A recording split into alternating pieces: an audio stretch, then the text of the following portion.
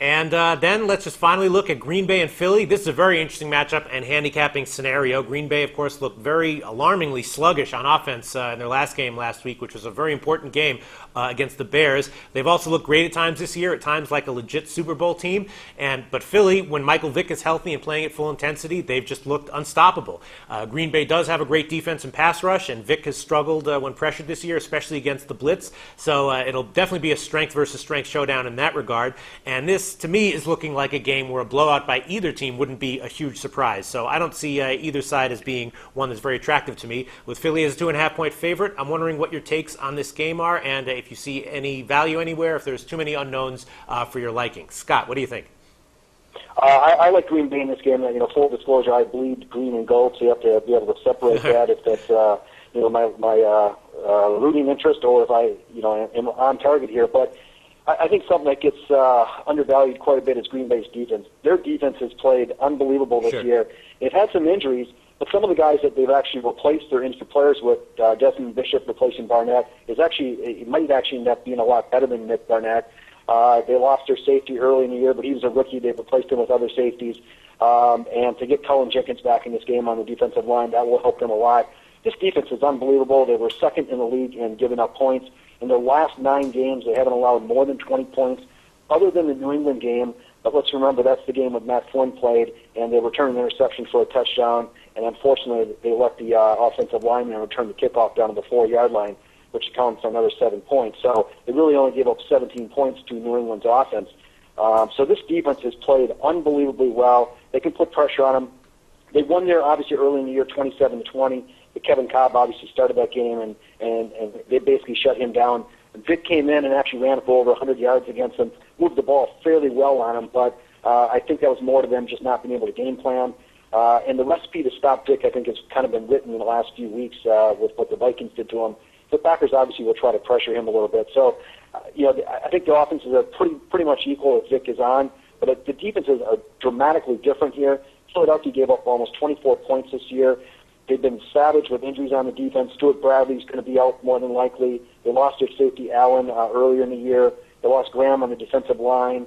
They're ripe to be taken advantage of from the Packers' offense, and the Packers' defense, I think, is head and shoulders above Philadelphia.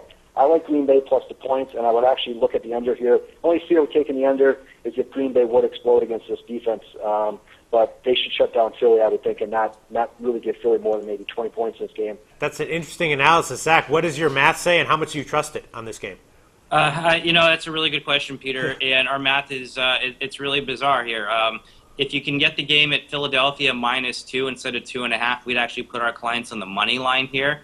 Very good records with both teams. To be exact, what our records are with both teams straight up this year is we're 10-6 with Green Bay and we're 11-5 with Philadelphia. In situations where we differ from the Vegas point spread by under 1.5 points, under 1.5 points, we're 76% on the year. But bear in mind, if you're looking at Philadelphia -2.5 in that game, all that information goes for naught and all is irrelevant because it doesn't fit the requirements anymore.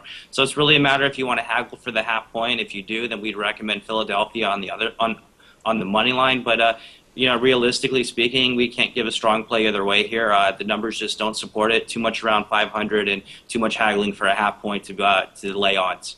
Yeah, and also like Michael Vick, his health, for one, and his likely performance seems to me to be a difficult thing to sort of get a read on. Bob Harvey, do you have any read on this game or Michael Vick's likely performance?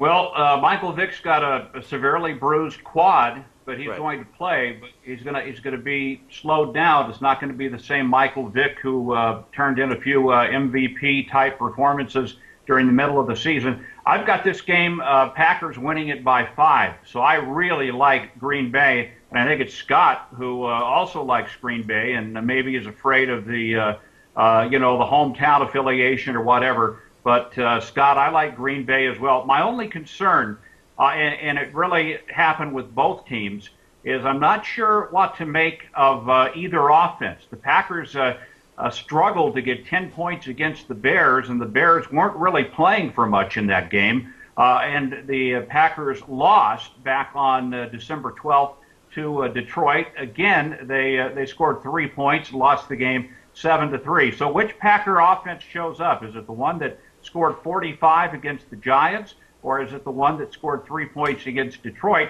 I can say the same thing about Philadelphia. They closed by scoring 13 points against Dallas and 14 against Minnesota, two teams that aren't in the playoffs. So just a couple of schizophrenic teams, but I'm going to go with the Packers on this, and I like them to win outright, and no opinion on the total.